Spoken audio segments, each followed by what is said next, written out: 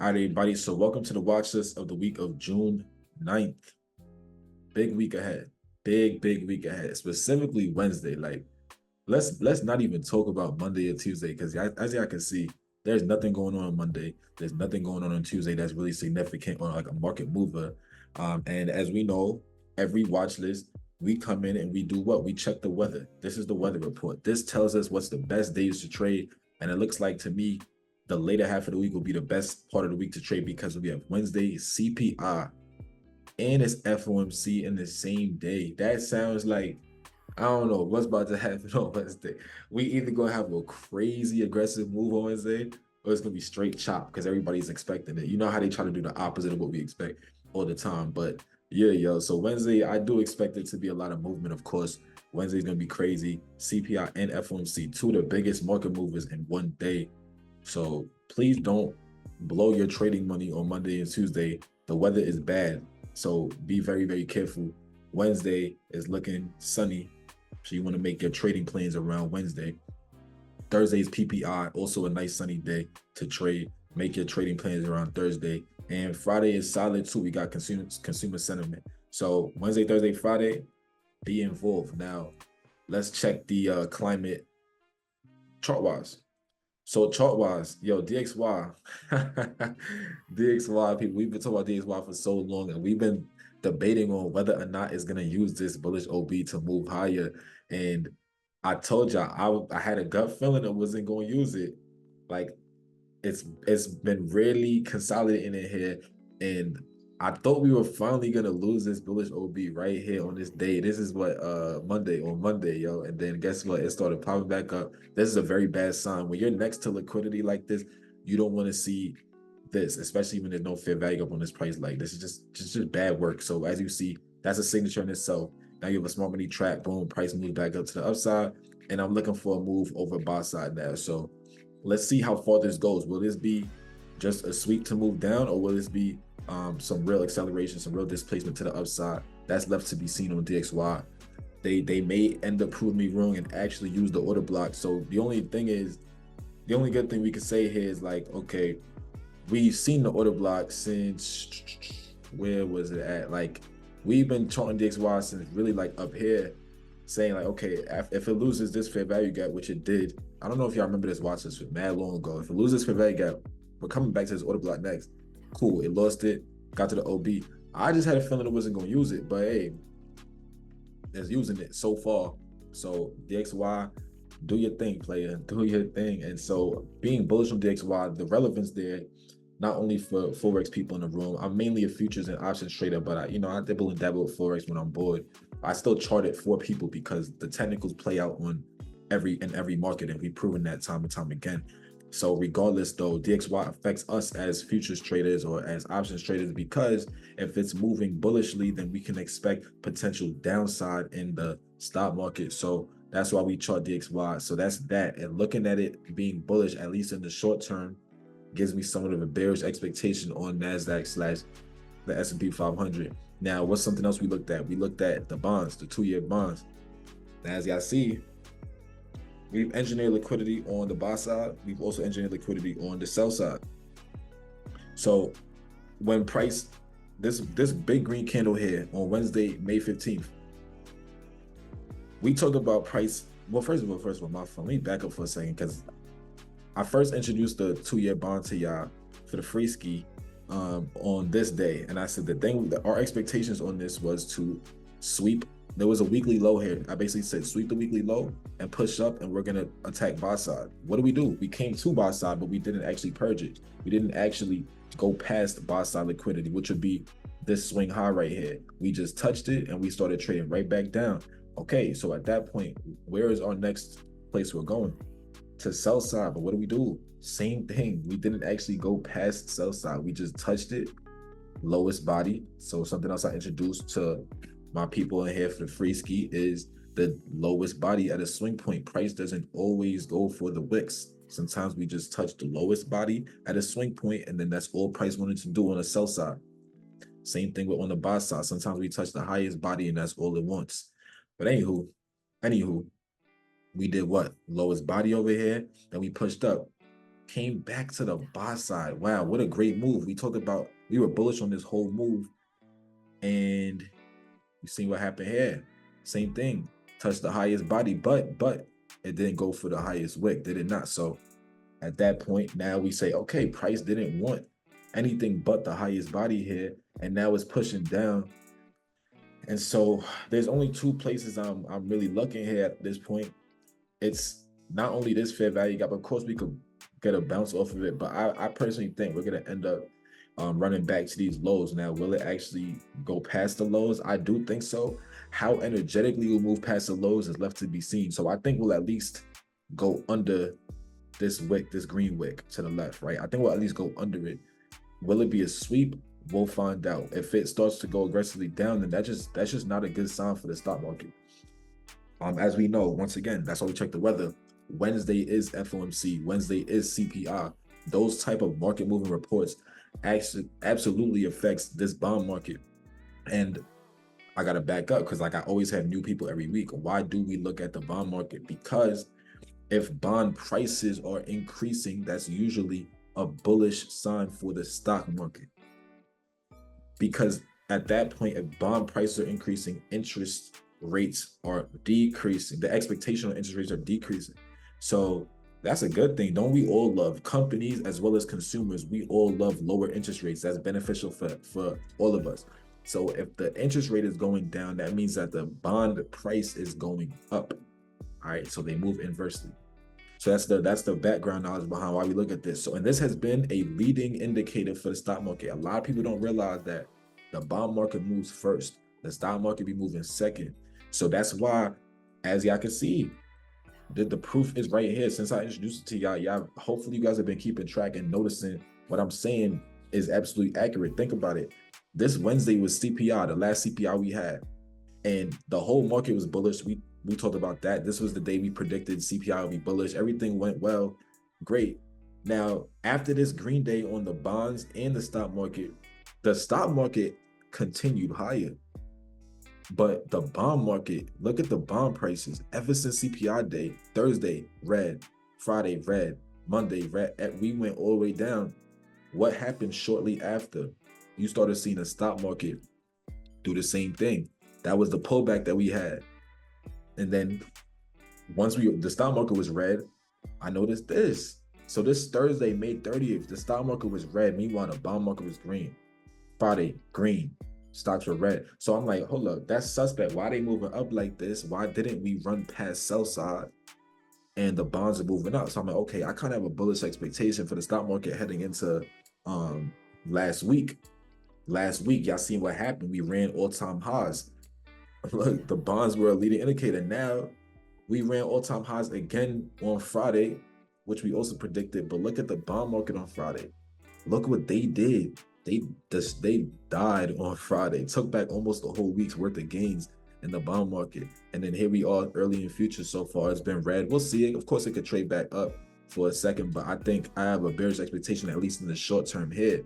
So it's crazy how, yeah, I said more free game, never even realized it's not. It's crazy. Like, it's like a secret gem. This bond market hit is absolutely it's a leading indicator. And so when I see it red like this, to me, I expect the stock market to follow suit in the short term.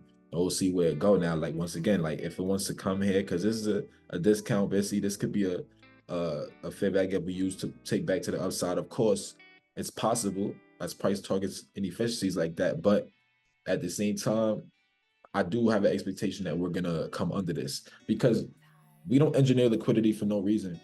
And as a side note, once again, our technicals play out in the bond market, the crypto market, the forex market, the options, the futures, metals, every commodities. Our technicals play out everywhere. So I do the same analysis on everything. And when I see that we engineer liquidity on both sides like this, somebody's gonna get purged at some point. Somebody's liquidity is gonna get taken. And I feel that as we approach sell side, before we move back to buy side, I could see us at least running sell side one time before we make a move back to buy side. Or if we're truly bearish in the bond market, then guess what? It's not gonna go back there. It's gonna just keep going down. So how do you know if it's gonna do that? If you see us lay a fair value gap under consolidation, y'all should know this, man. Y'all should be finishing my sentences now. if we lay a fair value gap under this consolidation and we don't trade back to it, that's a great sign for continued downside. Um, I don't know what this. I don't know why I have this yellow line here. Ignore this. I think that's a mistake. Ignore that sell side line that was down there. Hopefully, I didn't. Oh, actually, yeah. Facts. Ignore that. There was nothing to the left. I don't know what that was about. But anyways, my fault. So yeah, if we leave a fair value gap under the consolidation, then you can expect potentially more downside. But if we leave a fair value gap at first, right, and we trade back to it immediately, I don't think it's going to use it, especially if we trade over the 50% of it. Then I think that's going to end up being a sweep. And so that would be a manipulation type of fair value gap before we make a move back to the upside.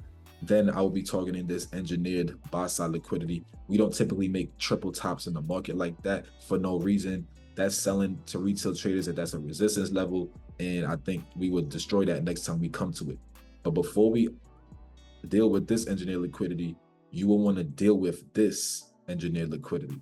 And since we're already heading there, we have a nice looking potential bearish fair value gap on the way. That's my draw early, and therefore that gives me more of a bearish outlook on Nasdaq and the SP 500, right?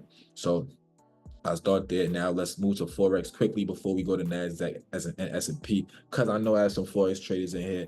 And for AUD, for the Australian dollar, I just have a draw of running to the lows of Wednesday, May 8th. That just seems like an easy target to me, and so just that's an easy target. I would target on Australian dollar. Oh wow, euro already got down. That's crazy. So obviously, like I had a bearish drawing here, but to see the gap down is even more. I like that. I like that. That's good. Because I was gonna talk about them making a move down. They hit our target already. If y'all remember, we had a target here. It's funny because that target ends up being a high. Look how we targeted that, my people. That was literally the top, bro. This was our target, and look, it touched it to the freaking tick. That's crazy. That's actually crazy to see that really was the top. Because now this is Friday's candle from the hourly. Sheesh, we just died after that. But wow, that's really good to see that was the top, and I'm become bearish because of what we did at that level. And this target was from the weekly. So, all right. So what do I say with that? Oh yeah. So Euro's bearish. Remember, it's Euro USD. So if I'm bullish on DXY right now, it makes sense why I was bearish on the Euro, right? Okay. All right. So now GBP, this was our second target. After that got hit, it's a rejected. So it hit our second target and rejected, and then now let's play it bearishly. I have a bearish draw on British pound, and I have it coming into this daily BTSMC from May 15th. All right, that's one place I have it going, but it's important to see what we do inside of this wick. If we could lose the wick from June 3rd, then I think it's going to make a nice move down. We got to lose June 3rd to make that nice move down, in my opinion now. All right, and then a few more Forex just quickly.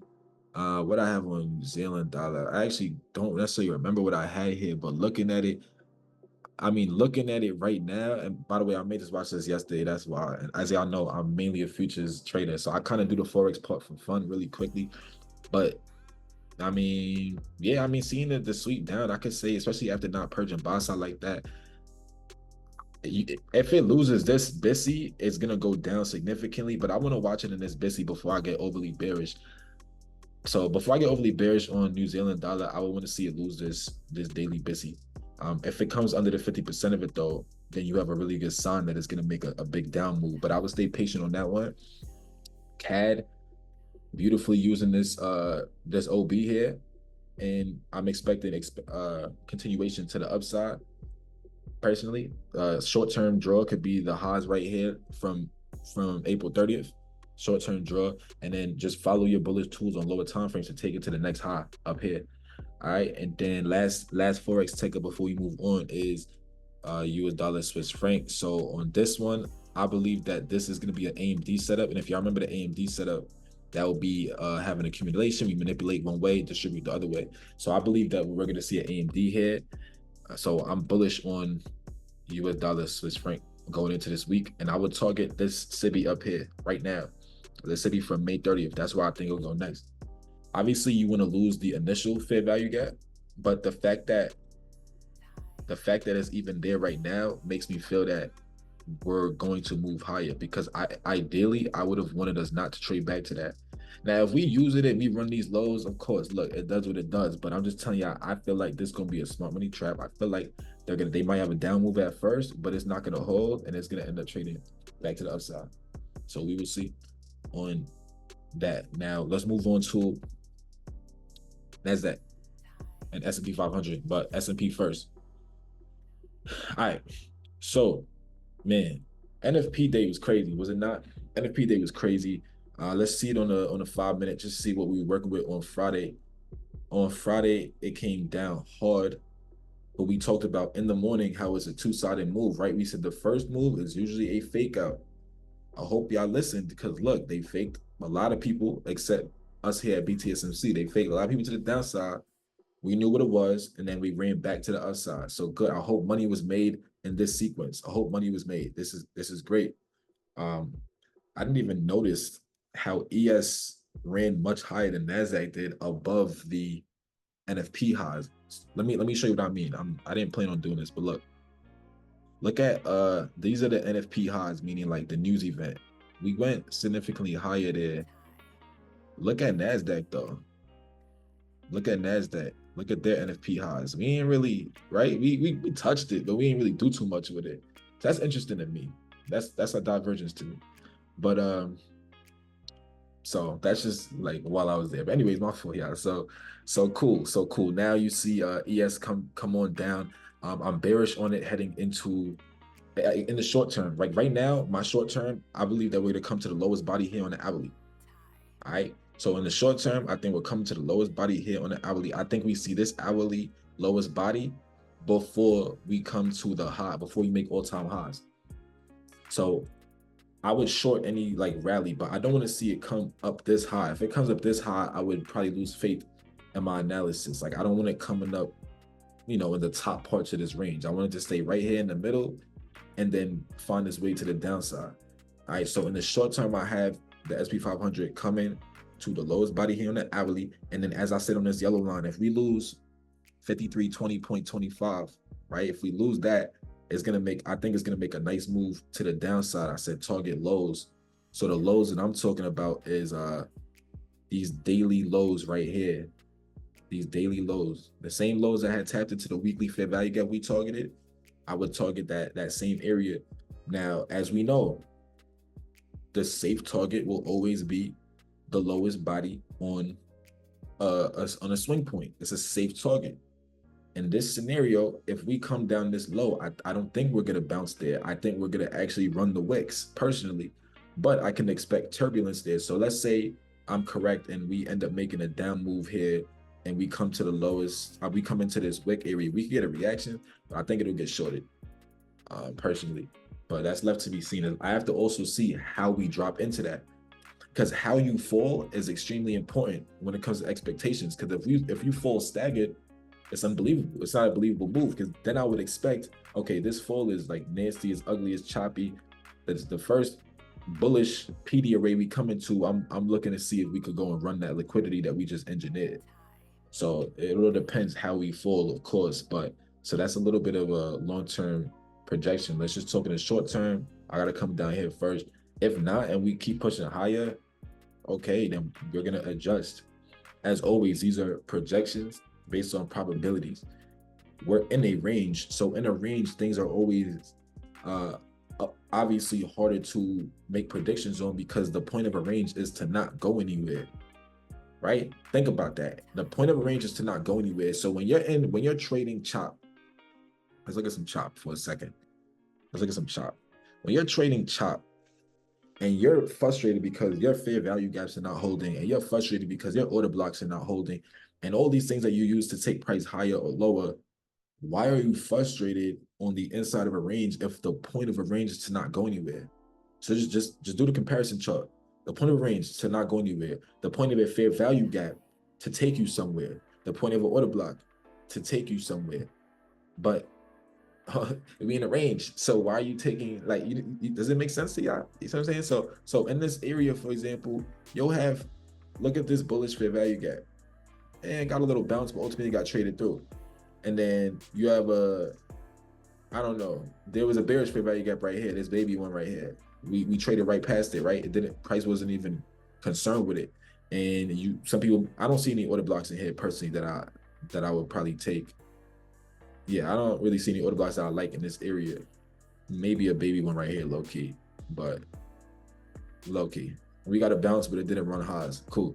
But the point of the matter is, stop trying to like make stop trying to take plays inside of chop. The best plays will always come outside of a consolidation. So when you notice you're in a consolidation, the best thing to do is take a deep breath, stand up, don't overtrade, set alerts on the upside of the range and set alerts on the downside of the range. Once you do that, what you should do is go to a time frame above it. Make sure that the time frame above it tells you what direction you really try to head into. Then you'll know how to trade that consolidation even cleaner. Because if it was bearish, then now you know how to trade it bearishly. It could be like that. It's only going to go either of those two ways. So you're going to make trades surrounding those two setups. But that will come from going to a time frame above it to figure out the true direction. But let's get back to the topic. So once again, bearish today in the short term. So same vibes on NASDAQ, same thing. I'm expecting NASDAQ to come into the lowest body here. But in other words, just pretty much coming back into the same 4-hour BTSMC that we used to go higher with. And once again, if we lose the halfway market as BTSMC, it's not looking too good, especially this yellow line. So you can also have another alert here. I said if we lose 839.75, then I like the NASDAQ making it even bigger down move. Once again, I would target lows for them as well. You seen last week, this was the play that we took to the upside. So we swinging this play, swinging it from literally inside of the bottom of this wick, right where we said the low would be last week, to all-time highs is a solid little play. And so a lot of people ask me what the 1.5 is. I can't tell y'all what that is, but what I would say is we were inside of a POI, right? So you could take it like this, because the mentees know what the 1.5 line is, but obviously there's certain things I'm not gonna like just say all over. But we said on the watch list, we say, yo, because we were up here, you can see this is Monday at 9:30. We say, yo, the objective for Monday is to come into these two yellow lines, and I think that'll be the low of the week. That I want to go long from there. Cool. So we shorted this down. Money was made on the downside. Price comes into here. Now that you're in your POI, what you need to do is watch the lower time frames for an entry. So being that my POI is just between these two yellow lines, I use the 5-minute to actually get my confirmation, because I'm like, all right, I could confirmation out the 5-minute. I literally do not want to see it go under this yellow line. Like, I don't want to see it go under this. If it goes under this yellow line, I might get bearish for the week. So I already know where my ultimate stop loss is. But for me, my stop loss is actually based on this BTSMC. So once this fair value gap was formed, this is where I got in my swing at, literally right here. Once I seen it form, that's where I got in. If we had traded back to this purple, I would have cut it. So just think about the risk to reward here coming out of this POI, which the focus that I want you to get from this is take trades at your points of interest. Like, don't just take trades out the blue, out of note, take trades at points of interest. That's why it played out like that. And why did I anticipate us not coming back down here? There's certain fair value gaps I don't want to get traded back to, but also more confluence for that was how we were dropping into that. Look at this engineered liquidity into our higher time frame POI. When you notice us engineering liquidity into a higher time frame POI, that's a good sign that we're going to use that POI. So when I seen a fair value gap to the upside come out of that, I said, oh yeah, it's lit. And we probably not going to trade back to that. Cool. So then that's how we caught the low of the week. All right. So that's just a note on last week. But anywho, yeah. So I'm very interested to see what happens. Don't be surprised if we consolidate in this area heading into Wednesday. I wouldn't be surprised, because as we know, Wednesday and Thursday low key are also like, those are the two biggest days of the week when it comes to the news. Those will allow us to see the big aggressive movements that could come in the stock market. All right, so now here on the Dow.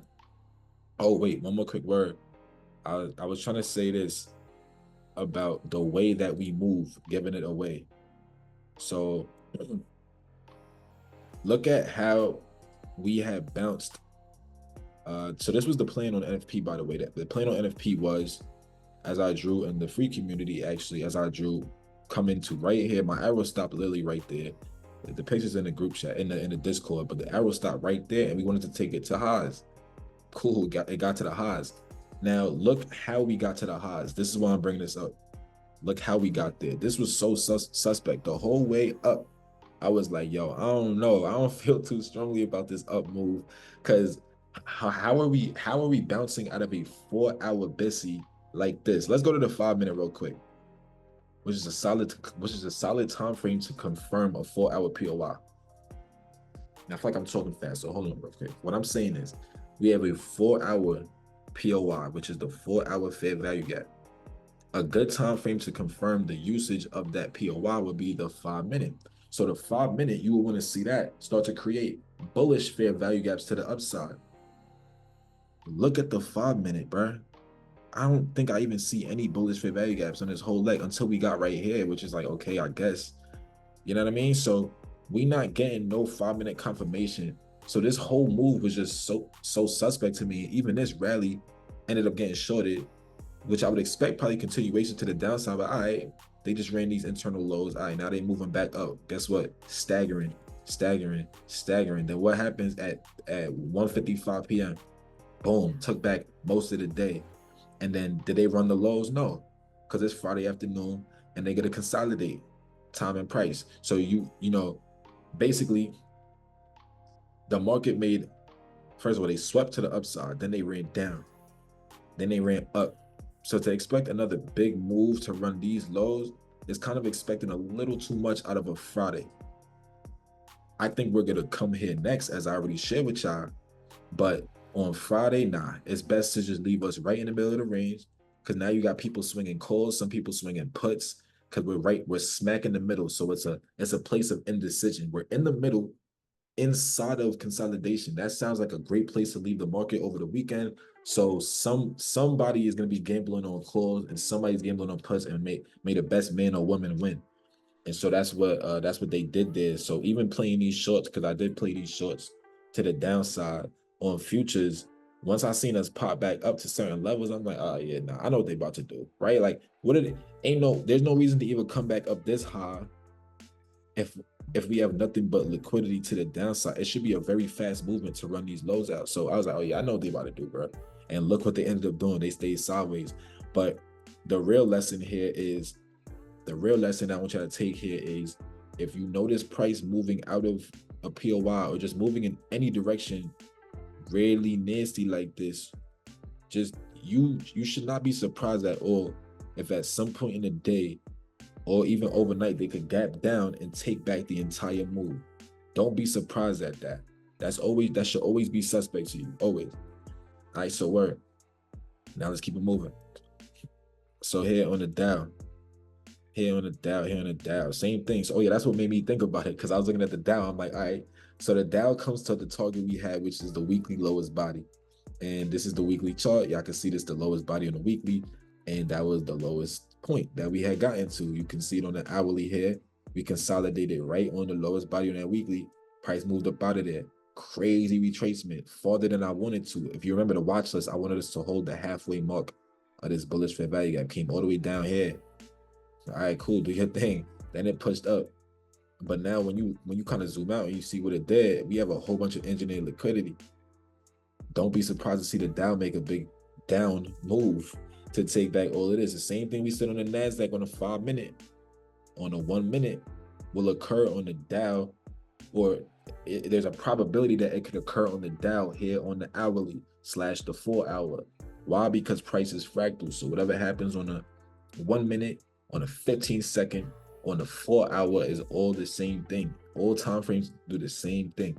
So if you see a stagger move on them time frames, guess what? Don't be surprised to see a huge candle to the downside eventually. And once again, that don't have to come Monday or Tuesday. We could kind of stay in somewhat of a range. But FOMC day or CPI could be big move. It could be like that. So all I'm saying is don't get caught off guard. Always stay alert or be suspect of moves that start off like this. All right, so even seeing here early, you see the Russell is starting to lose the weekly BTSMC we were looking at for the Russell to hold. I told you I'm staying away from Russell trades based on this overall nastiness because this is higher time frame chop. Now, how do you recognize higher time frame chop? How do you recognize chop period? When you understand signatures, you know what bullish delivery looks like, you know what bearish delivery looks like. So when I look at the bullish delivery here on the Russell, it was nasty. So let me back up for a second. Look at this. So look at this up move. What do we say about up moves that look like this? They look like Christmas, red, green, red, green, red, green. What do we say about up moves that look like this? That you can expect, like they're probably not going to hold. Don't be surprised to see a big down move at some point to take it all out. Look, they took it all out in 3 weeks. This took, I don't feel like counting, but let's just say 12 weeks to develop. I'm on a weekly chart, my people. 12 weeks to develop, 3 weeks to take it all back. Don't ever be surprised. That's my point. All right, cool. So if we truly bearish though, now first of all, I don't even want this fair value gap getting traded back to, but if it does, cool, we better hold, we better touch it sensitively, we better IO fed it. Cool, what's gonna happen? What happens? We push past it. So let's just pause right there. Well, whatever. I didn't pause it, but whatever. So now when I look at it bullishly, like, okay, maybe we bullish. Maybe we bullish. Like that means the bear side didn't work out as well. So the bull side didn't work out. The bearish side didn't work out. So signatures on both sides did not hold. Okay, we're probably going to be in chop. We're probably going to be in consolidation for a while. The best thing to do, or the best trades on the Russell right now, will come once the Russell could break either this high right here or this low on the bottom. This whole area that I'm about to highlight, is officially just a low probability area, because when you notice, once again, bullish delivery is not typical. Bearish delivery is also not typical. Notice that we traded back to that fair value gap and it didn't hold. And then guess what? We didn't even run these highs. So now we coming down. And then here comes this fair value gap here that was bullish, and it's not about to work. We about to trade under it most likely right now. That's what I'm saying. So it's full circle, because what was I saying earlier in the Zoom? I was like, yo, stop trying to figure out chop. Stuff that you want to take to the downside is not going to work. Stuff you want to take to the upside is not going to work. So you're stuck in a range and you're trying to figure it out, and you're going to be frustrated. You're going to blow your account in areas like these. So right now, that's why I said the Russell to me is a ticker I don't want to take trades on, because there's no higher time frame direction. And I'm a person that all my trades are framed from the higher time frame, because that's the cleanest trades, even for a scalper. I'm gonna stay on that point for 1 minute, because people might think a scalper is supposed to be looking at the 1 minute chart and the 5 minute and like the 30-second chart or whatever. Yeah, y'all should know I take trades off the 15-second all the time. But guess what? I'm still starting with the monthly, because the monthly tells me where the chart is really the most high probability. It tells me the most high probability direction on the chart. So the monthly is bullish and the weekly is bullish. I have my direction. So when we bounce off of a bullish daily POI, and I take a trade based on an hourly bullish POI, I know that anything to the upside is going to be highly probable, and the movement is going to be like this, because my fault, definitely not like that. Hold on. The movement is going to be like this, because this is the real direction for price. Why? Because the monthly told me it's trying to head up here. So anything to the upside is going to be fast, quick, and aggressive. It's going to be like this, but to the downside, it's going to be nasty, because it's counter trend trading. Counter trend trading looks like this. So even when I'm scalping, I'm not scalping puts. I'm waiting for price to find its way back to the upside, and these scalps is going to be fire. These day trades are going to be fire. These swing trades obviously are also going to be fire. So it don't matter what type of trader you are. It's still, in my opinion, best to start with the highest time frames, because the cleanest price action occurs in the highest time frame direction. So that's why when I see a ticker like the Russell and the higher time frame is in chop, as we know, the market in 2024 has largely been consolidating. then it's cool. I'm cool with setting out that ticker and finding a ticker that actually has some higher time frame direction for me. All right. Mr. Vincent said, if monthly is bullish and weekly is bearish, which do you believe in for that instance, or do you go to the 4 hours? So if the monthly is bullish, good question. So for example, let's use this monthly BTSMC right here. If the monthly is bullish and the weekly is bearish, that's just a retracement for a monthly POI. So if the weekly is bearish, what I'm doing is I'm finding out, okay, if the monthly hasn't gotten to this yellow line yet, please follow me, y'all.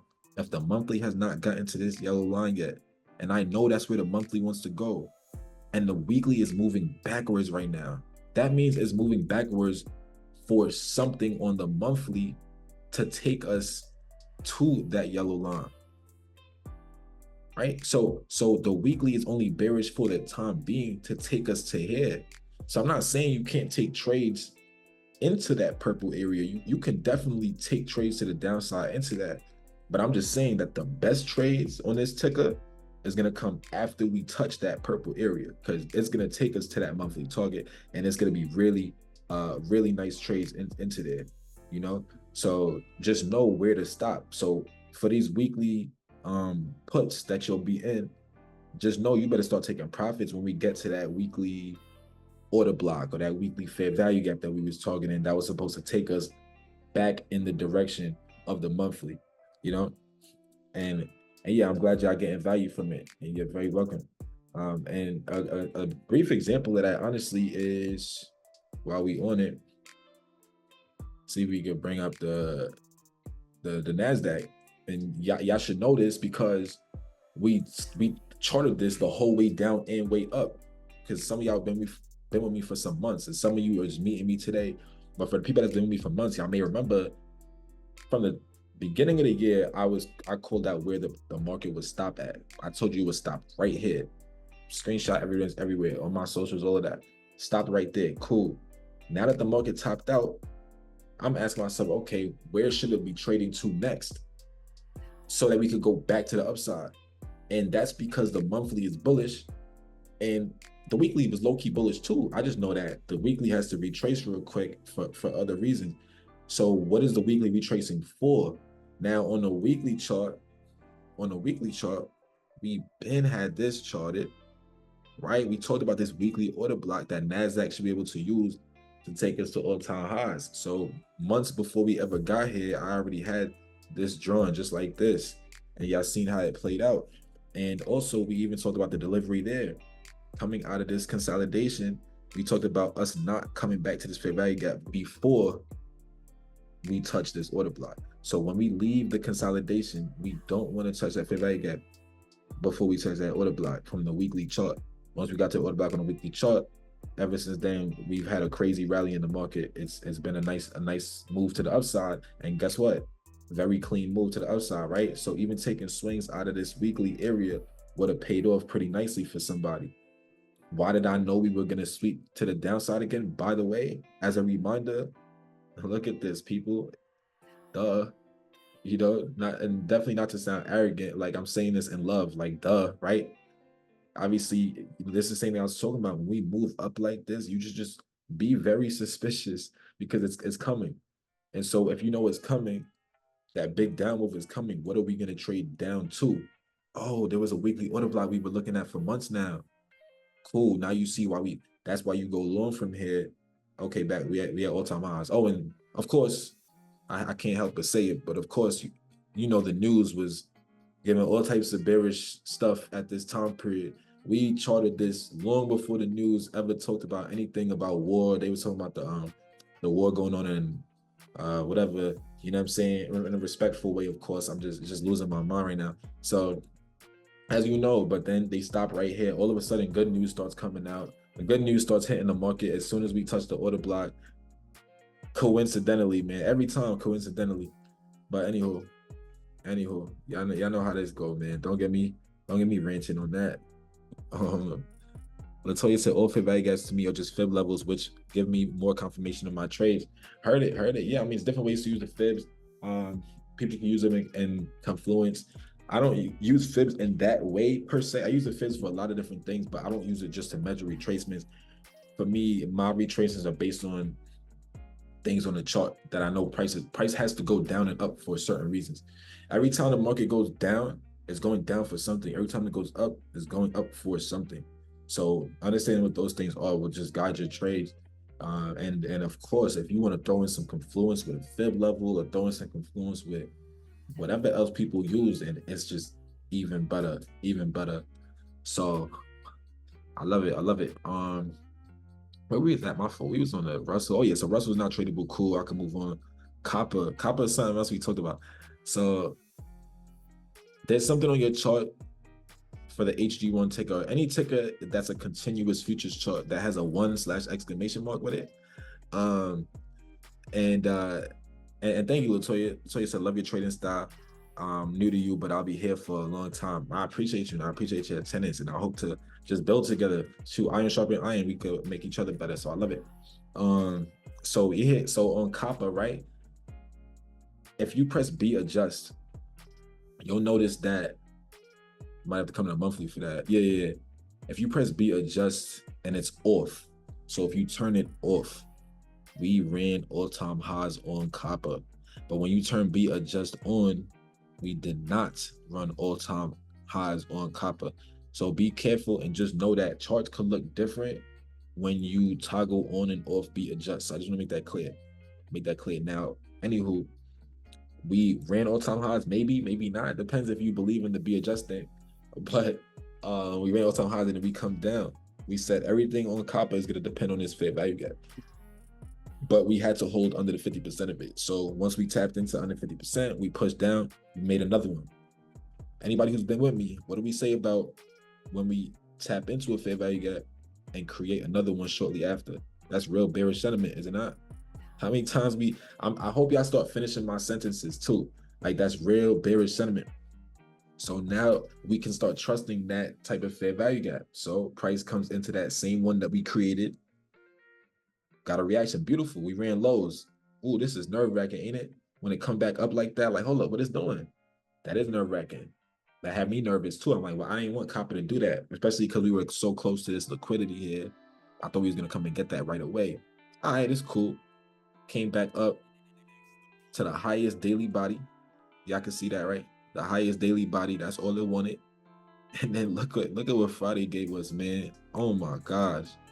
Oh my goodness. Friday, anybody who took copper from the top probably just changed their life, man. Copper got destroyed on Friday using that same POI, and it got us to the target, the sell side target. So that's nice.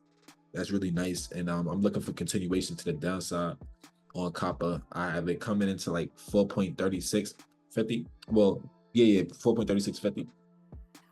It's a monthly VR there, if I'm not mistaken. No, weekly VR in that spot. So yeah, I'm looking for that as just a place that we can go to next. All right, so that's copper. Now to CL. All right, man. So CL is another ticker here, yo, that we were talking about. So we talked about how to trade this consolidation.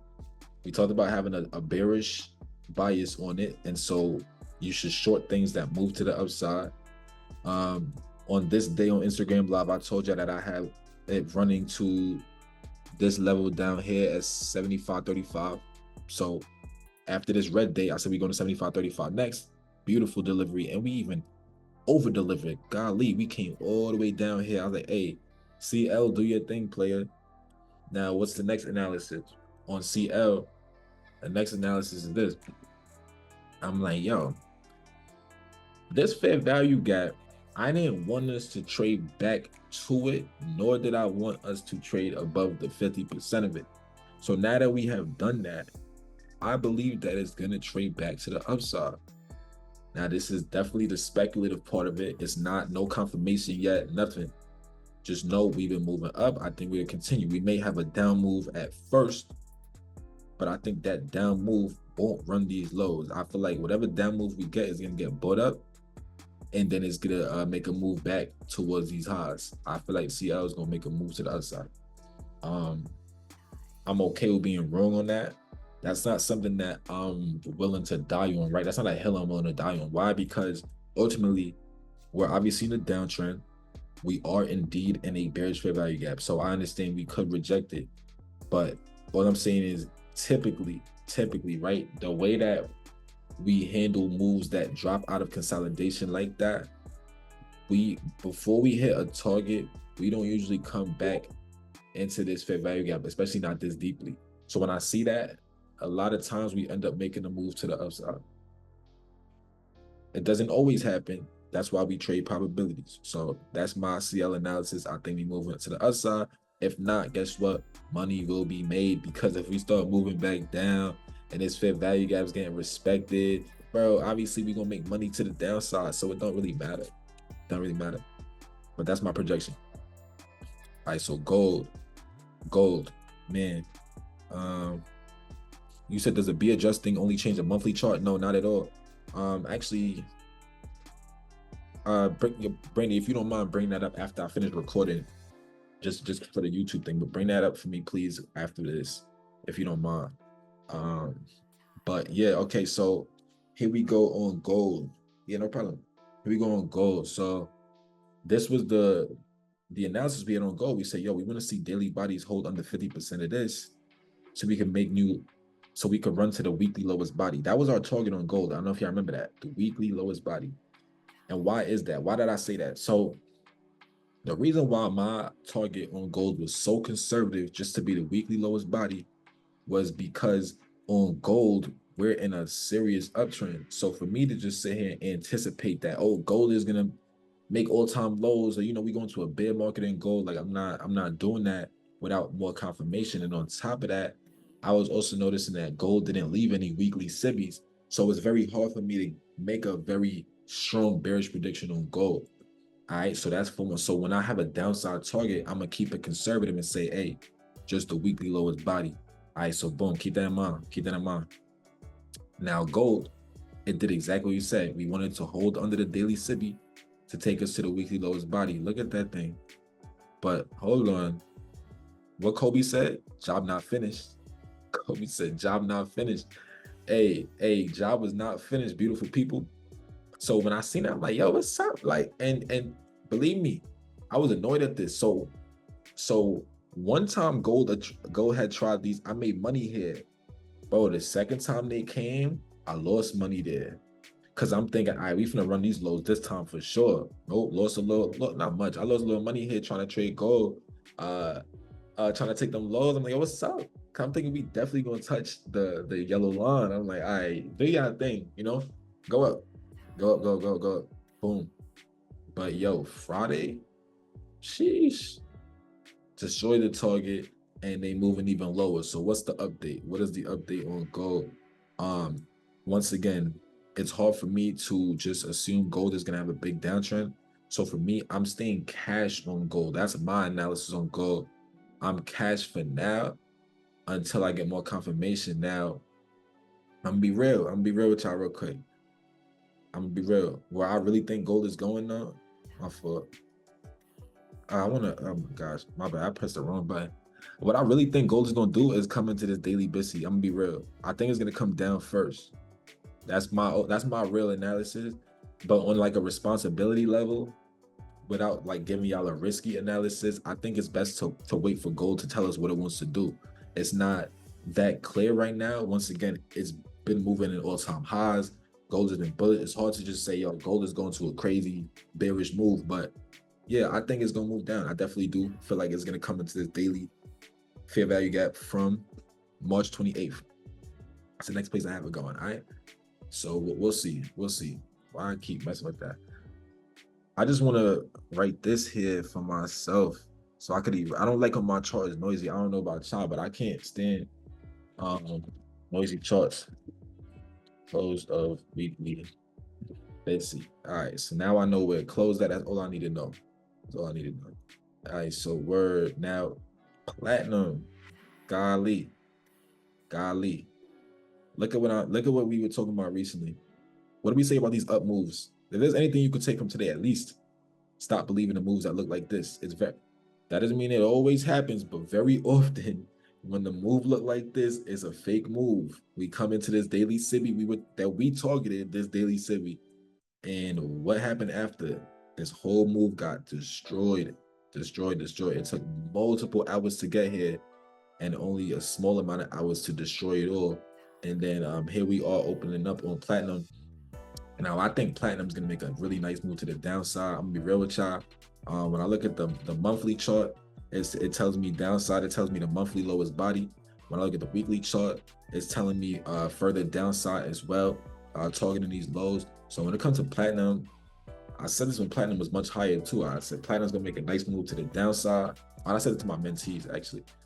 The free community, I had told y'all that gold and copper are gonna make nice down moves, which obviously I see that they did, but I didn't tell y'all about platinum. Platinum is for my mentees, but yeah, platinum's playing out, man, and I think they still have some more downside for real. It does not look good to me, so it's interesting to see the metals trading down like that. And SPY QQQ is the same thing I said about ES and NASDAQ. Y'all already know what's up with that. So same vibes. I would say I would take it to SPY, probably see its way to like 530 minimum, you know, short-term draw 530.74. 530.74 could be a very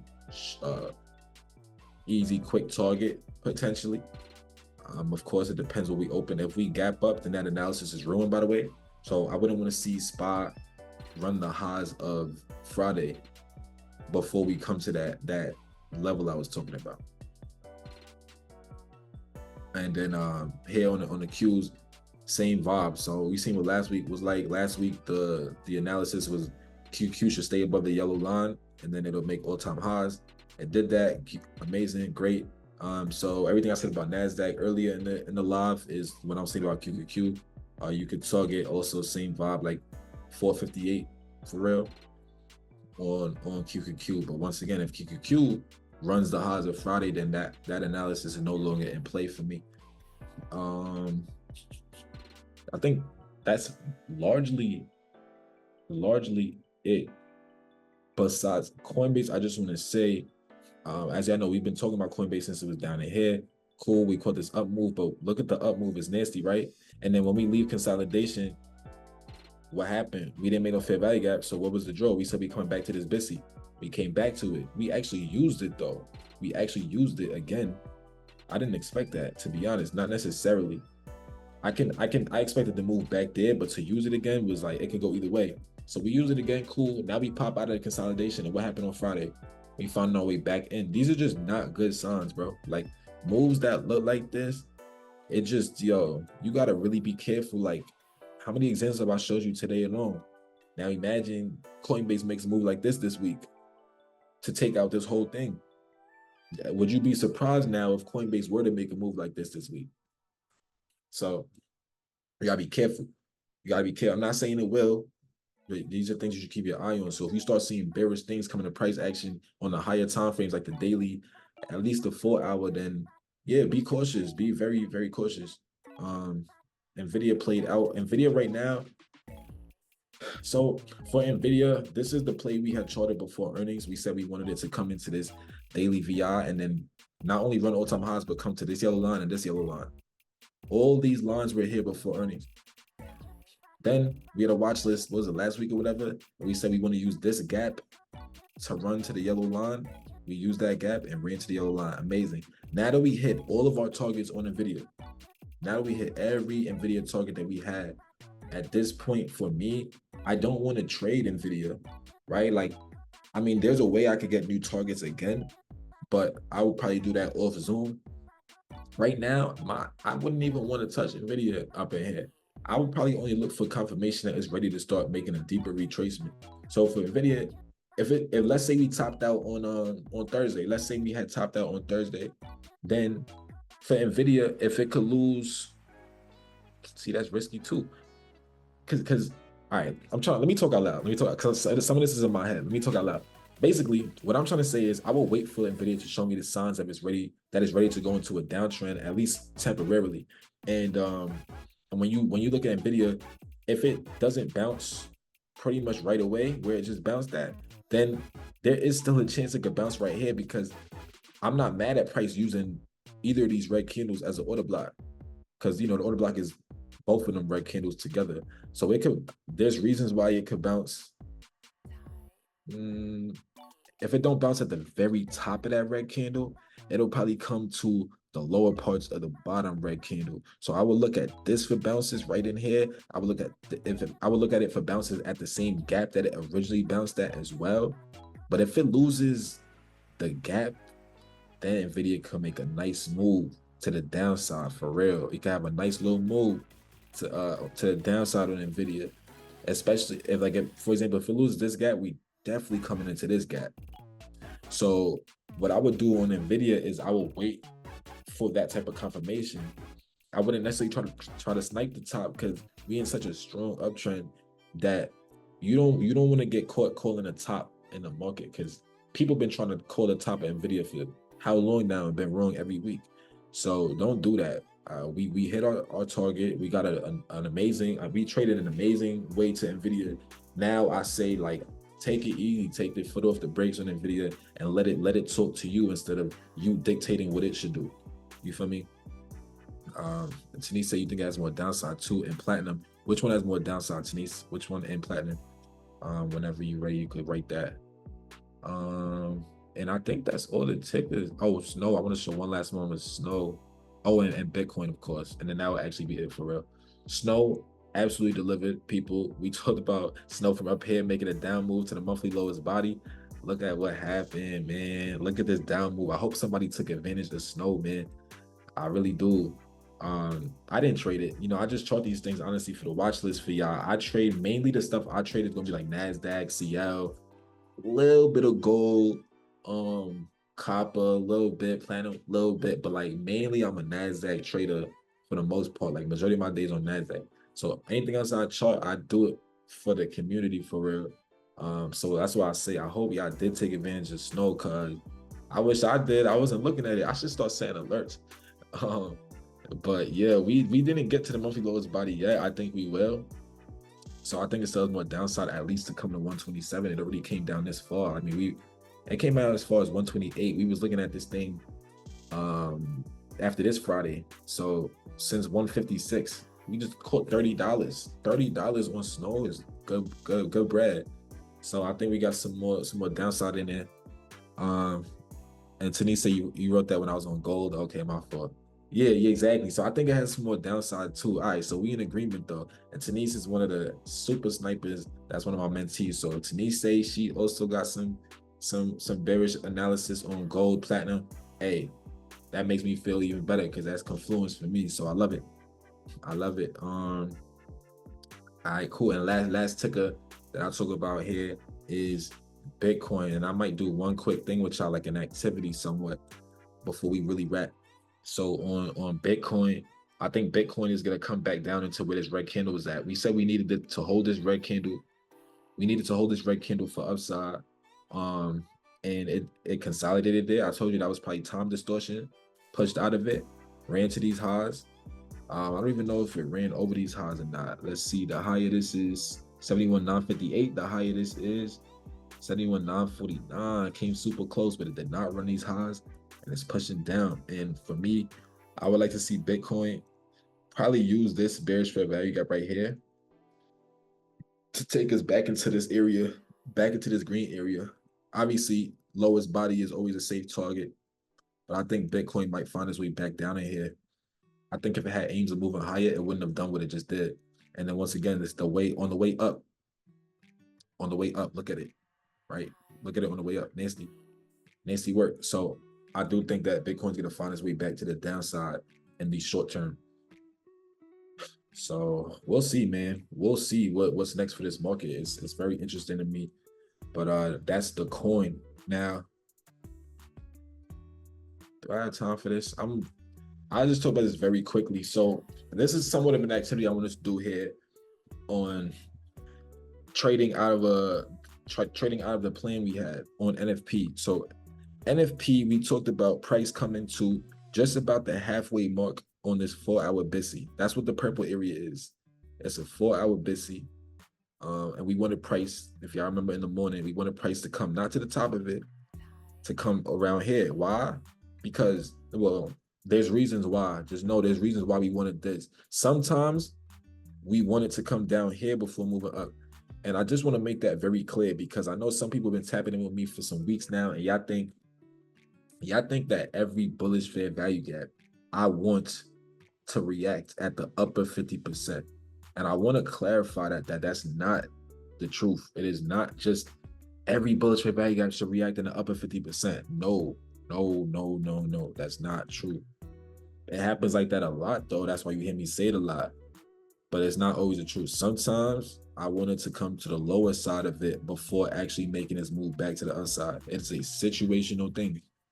Situational.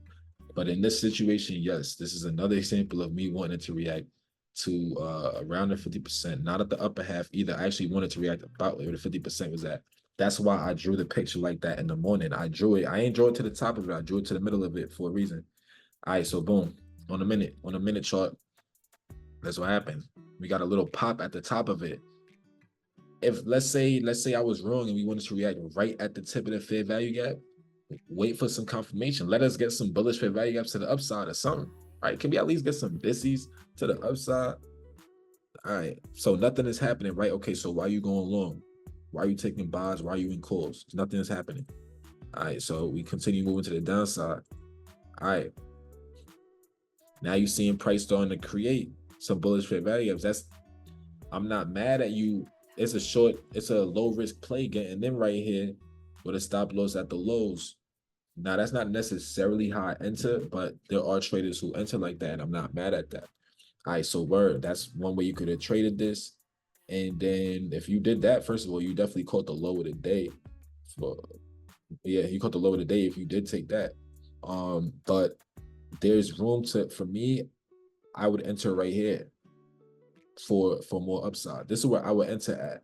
You have to give room to trade back into this fair value gap, but on a typical day, I wouldn't even want this fair value gap getting traded back to, but you have to give room for it.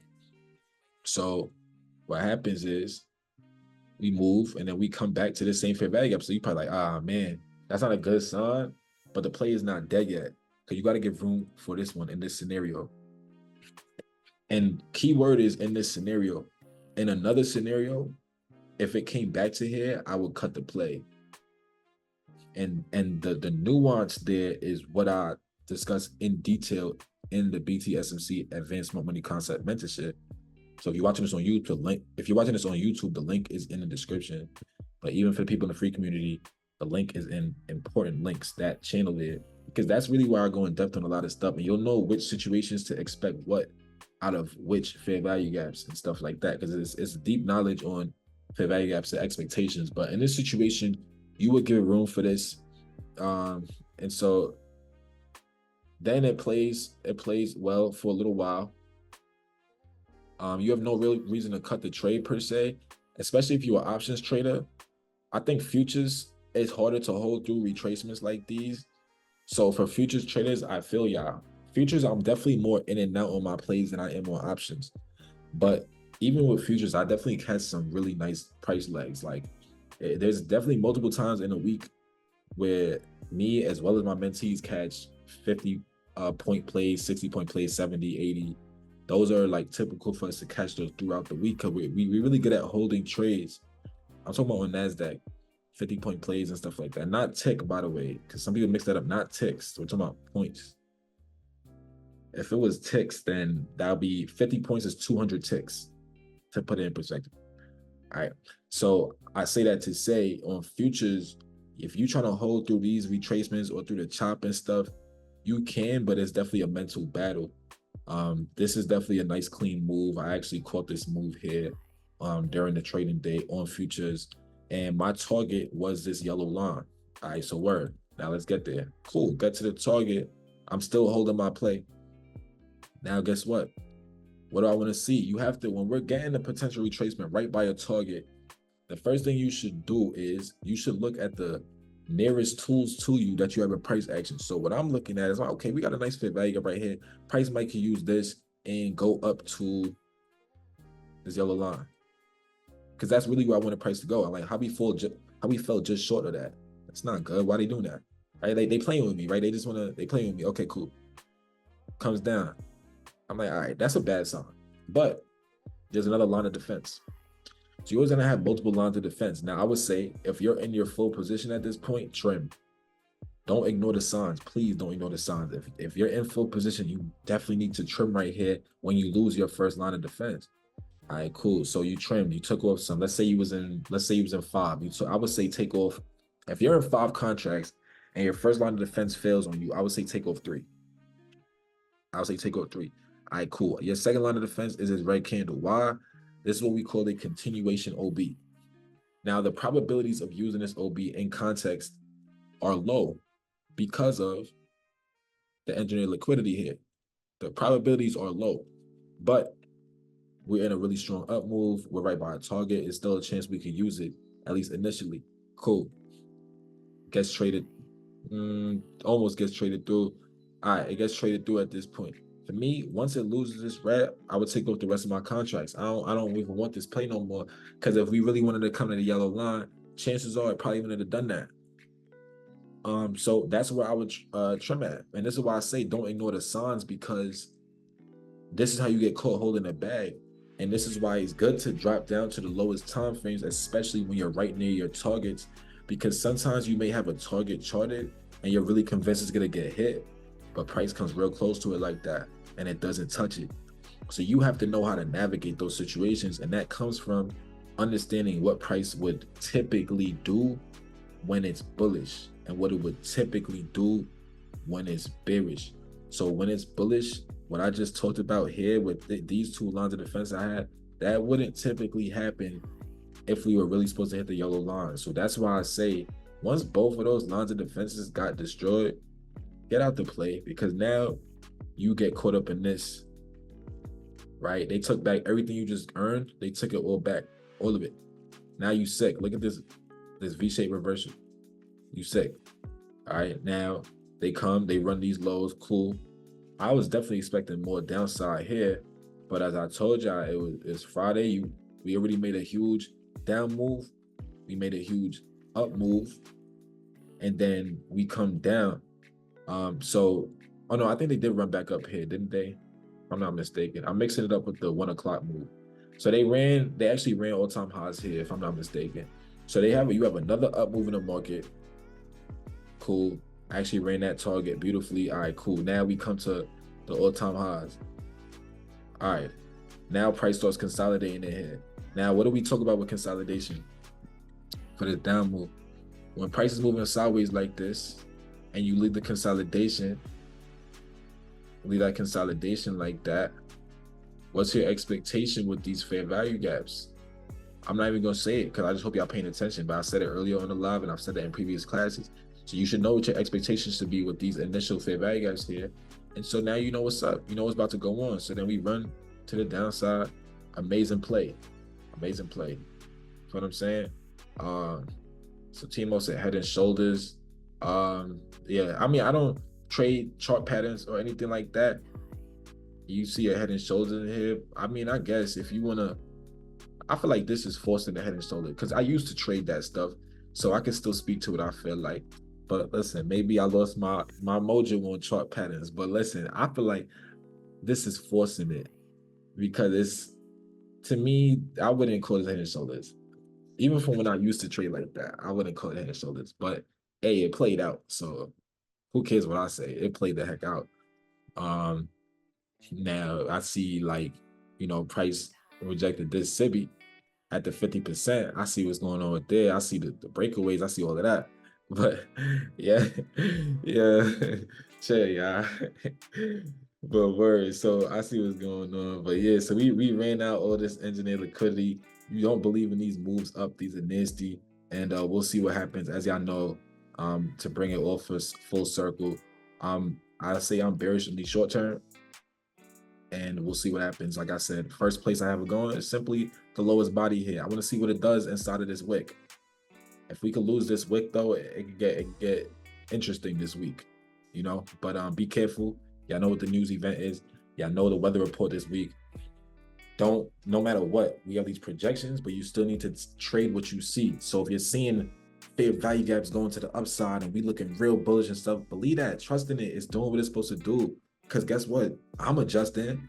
You think that whatever I see on Sunday if let's say it's not playing out by Wednesday or something like that, you think I'm just gonna like, no, I'm gonna switch over because you learn when you're wrong really quickly when you understand price action.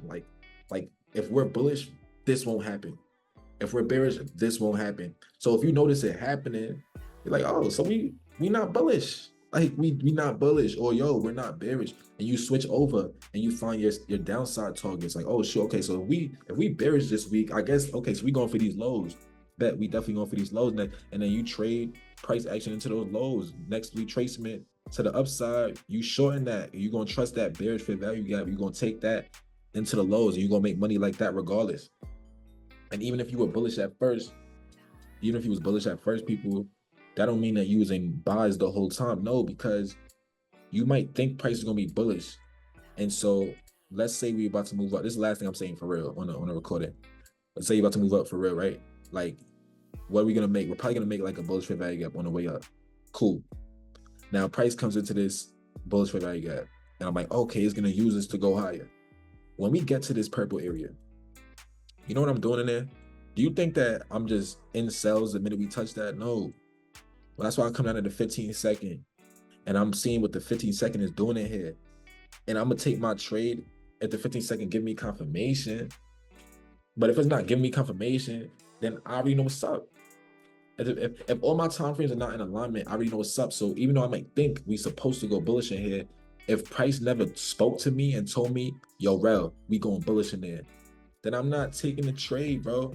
So I don't care what I projected headed into the day. If price didn't actually speak to me that we going bullish, bro, and it just keep going like this, what I'm gonna do, I'm gonna ride the trend down. Like, oh shoot, we bearish. I bet. So when it come back to this purple area, oh, I'm going short. It's over with. I already know I'm gonna make money right here. I don't care what I said before that, because nothing I said before that matters. What happens on the candles, what's happening on the chart is what matters. Feel what I'm saying? So no matter what, wait for confirmation on your plays. Pay attention to price action. Don't get caught holding a bag. Learn what real price signatures are like, and you'll find your way to make a lot of money in the market. So hope y'all enjoyed this watch list. If you're watching this on YouTube, definitely subscribe to the channel. Like the video, y'all know how that go. Check the link in the description for the free community. It's free. Check that link in the description and join the mentorship that starts next month, July 2024. Please don't miss out. Don't miss out. It's the one-stop shop for profitability. That's what we call it, the one-stop shop for profitability. So with that being said, that's all she wrote.